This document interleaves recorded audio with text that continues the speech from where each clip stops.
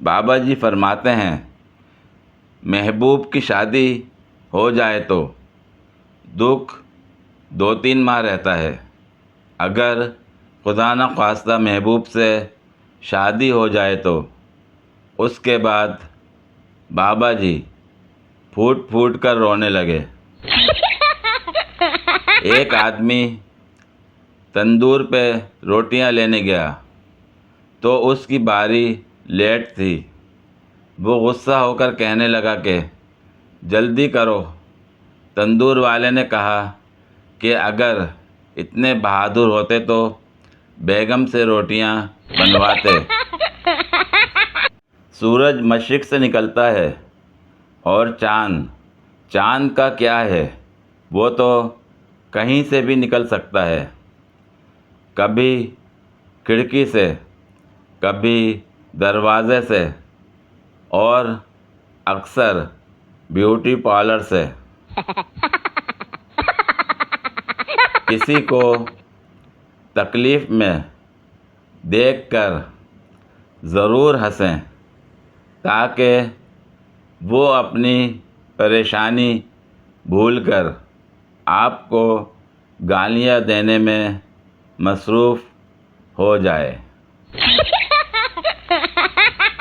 جگر مراد آبادی کے ایک شعر کی تعریف کرتے ہوئے ایک زندہ دل نے ان سے کہا، حضرت آپ کی غزل کے فلاں شعر کو لڑکیوں کی ایک محفل میں پڑھنے کے بعد بڑی مشکل سے میں پٹنے سے بچا ہوں۔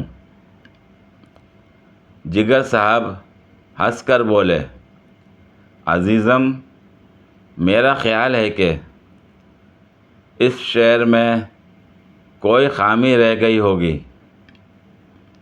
ورنہ یہ کس طرح ممکن تھا کہ آپ پٹنے سے بچ جاتے۔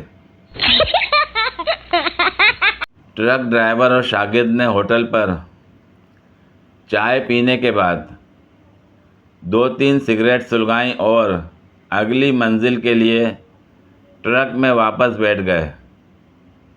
استاد نے شاگرد سے کہا کہ تم بھی کیا یاد کرو گے کہ استاد نے کبھی ٹرک چلانے کے لیے دی ہی نہیں، چلو اب تم چلا لو، پر اس سے پہلے ٹرک کے ٹائر چیک کرو۔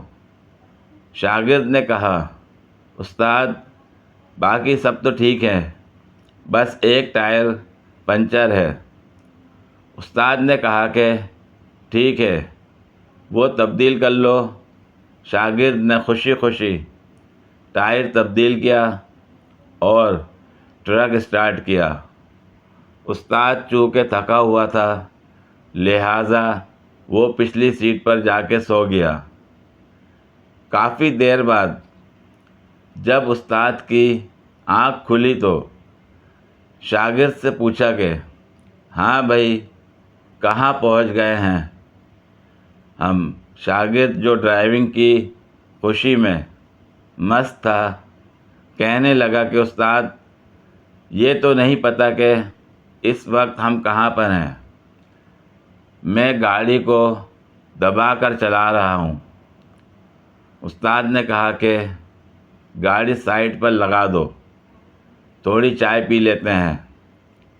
شاگرد نے گاڑی سائڈ پر لگا دی اور دونوں ٹرک سے اتر کر ایک ہوٹل میں چائے پینے کے لیے بیٹھ گئے۔